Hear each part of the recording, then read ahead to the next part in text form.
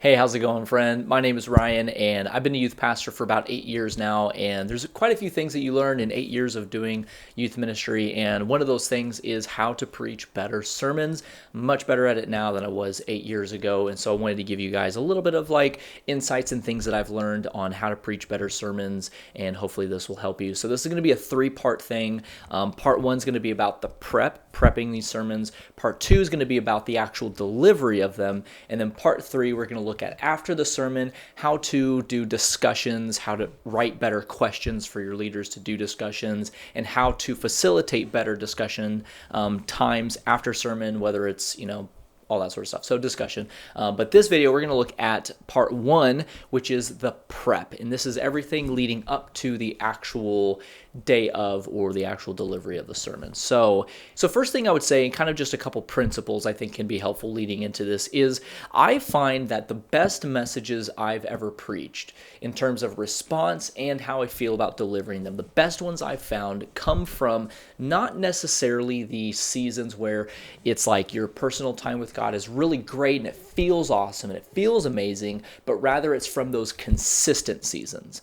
I find the best messages come from my consistent times with God. When I've done it for a few months in a row and I haven't missed a day, that's when I find the best messages come from those times. And then on a kind of tangent from that is what I found also is that the best messages I've preached are the ones that I've let simmer for a little while. I was actually listening to a video from Kerry Newhoff, and he kind of speaks to this idea. Never put the word simmer to it, but I love that idea, that the things I'm thinking about right now, the sermon ideas that I have right now about maybe it's mental health, about fear, about grace, about forgiveness, redemption, whatever it is, whatever topic it is, the things I'm thinking about right now, I'm taking a lot of time to think on them and dwell on them and to research them, to look up into them, to simmer on them, knowing that it's going to be about a year, maybe 2 years before I ever get around to preaching that topic. And right now are things that, for the most part, the sermons and the ideas I'm preaching on now were things that I was thinking about a few years ago. In fact, right now I'm recording this as of February, and this is a relationship series that we're doing that I've actually wanted to do for about 2 years now, and I've been simmering on a lot of the ideas that I'm talking about right now. So consistent time with God, and let your ideas simmer, kind of like a barbecue or a crock pot that just tastes way better when it's cooked a little bit low and slow over a period of time. So as far as actual prep and some things I've learned in the actual doing the prep, one thing I found that's really helpful is when you come to a series or a collection or a playlist, whatever you want to call that collection, outline the entire thing before you ever even get to actually writing out the messages. Basically, you want to talk about fear and you want to do a 4-week thing on fear. Well, map out what the topic and the basic ideas and maybe some scriptures, maybe fill in some rough ideas for all 4 weeks, because I've totally found myself in a spot where I'm like, I want to do 5 weeks on prayer and fasting, and I realize I kind of only have content for 2 weeks, and so I'm like, we're going to do 5 weeks of this. Never mind, it's actually going to be like 2 or 3. So map out the whole series every single week that you want to do, whether it's 5, whether if it's 10 or 12, I don't know.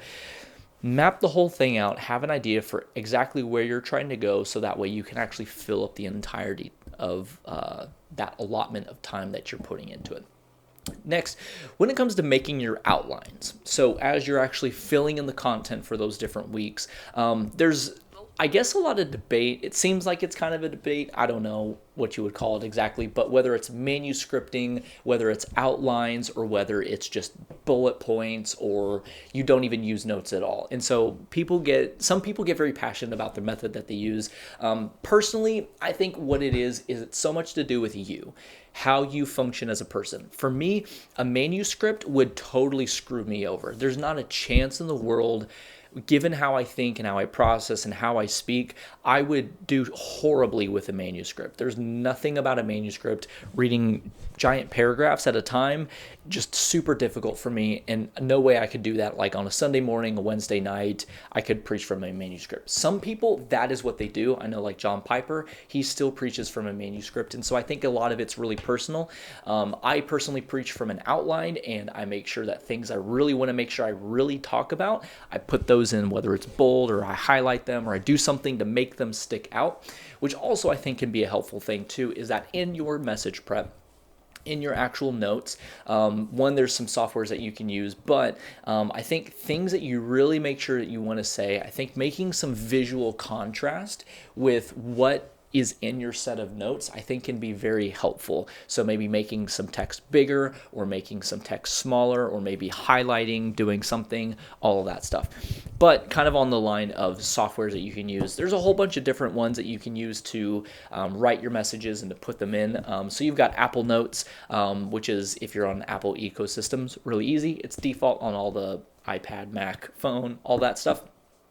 You have Google Doc, which I know is probably a super popular one. You have good old Microsoft Word. I haven't used Word in years, so I think it's still good, but I'm not sure. And then you've got Notion, which is actually what I've personally kind of sort of switched to recently. I'm trying out Notion because with Google Docs, I find categorizing and organizing my notes to be kind of a pain and kind of annoying, and I wanted some way to easily organize everything together, and so Notion seems to be a good solution for that, but it's definitely going to vary for you and depending on what you want to do. So figure out a good software, maybe mess around with a few, figure out a few. You'll eventually find one that you really like, and I think what's also can be really important too is having some way to manage, organize, and categorize your messages in your sermons. I think it pays more dividends later down the road when you think of like, okay, how many times have we talked about relationships? How many times have we talked about grace? How many times have we talked about whatever topic it is? And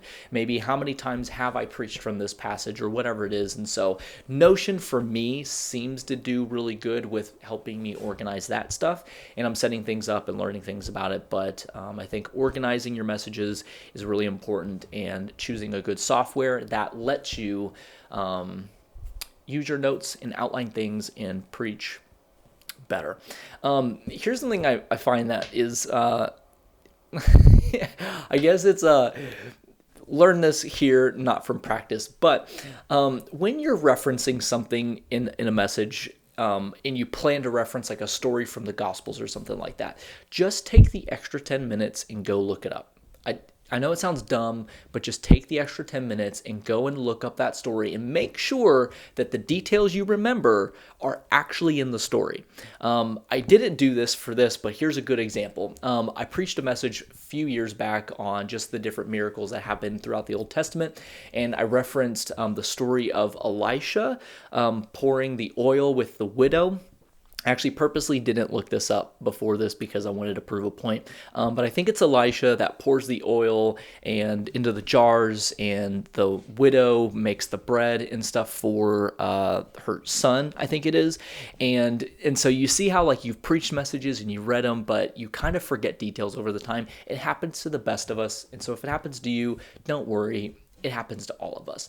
And so I referenced how, who knows how long the famine lasted in this time. And so this widow is basically surviving off this bread that God provides for her for this unknown amount of time. And then only to realize about a week and a half later, I read the story thinking, wait, and I realized this famine only lasted 3 years. And so I straight up told everybody, who knows how long the famine lasted, but it lasted for 3 years. So make sure if you're going to reference a story, just look it up. Look up the context, read it really quick, figure out exactly what's going on. That way, either you remember exactly what happened, you can get the details right, or sometimes we remember parts about stories and we think it means one thing, but then after we reread it again and we're like, oh wait, that's kind of not what I remembered, and it actually means something else. And so don't try to twist a story to match what you're trying to say because you remembered the details wrong. Again, don't feel bad if you forget the details of a story. There's like 5,000 of them in the Bible. You're not going to remember every last detail about every last story. So just take the few minutes, look it up, and if it doesn't match, just find a different story or go a different route, something like that. Just don't bend scripture to make it mean what you want it to mean for that sermon, that sort of stuff. And lastly, I would say this is like point number 4, I don't know, is be overprepared. What I find is that as you get older and as you preach more, you get a better understanding of how long it takes you to get through things. And when you're new, you don't really have that gauge very well. And so what I find is that it's going to be hard for you to figure out if this chunk of notes that you have and that you've prepared, if it's going to take 5 minutes to get through, if it's going to take 25 minutes to get through. It's not always going to be so clear and precise. And so be over prepared, because you're always going to run into that one time when a point you had you thought was going to last for 10 minutes, but you fly through it in about 2. And then you realize, wow, I'm 20 minutes into a message and I've gone through content that I felt like was going to take 50. So be over prepared, have way more content than you need for the message. Doesn't mean you have to get through everything, but at least it gives you ability to where if you get through some part of your message and you realize you have a lot more time left, you have at least more content that you can deliver versus coming to the end of your sermon and everything that you could have said was in your notes and was there, and that was all you had to say, and you have literally nothing else that you could possibly add.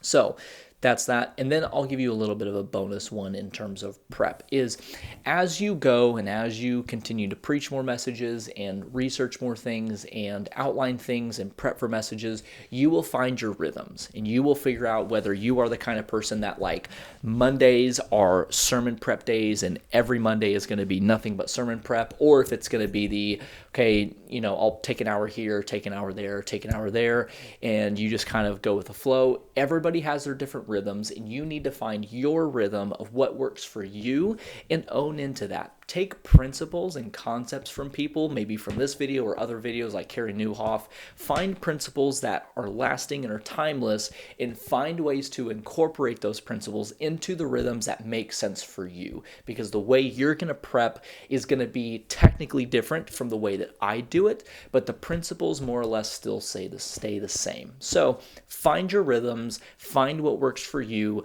adopt great principles, and over time you'll learn those rhythms and you'll learn how to work with them and different things like that. So that's part one about the prep. Part two, I'll link that in the description below and maybe one of the titles that's going to be at the end of the video, and I think they'll be on this side for part two of actually delivering the message. And thanks for being here. Thanks for being part of this, and I'll catch you guys in part number 2 in just a few minutes. Peace.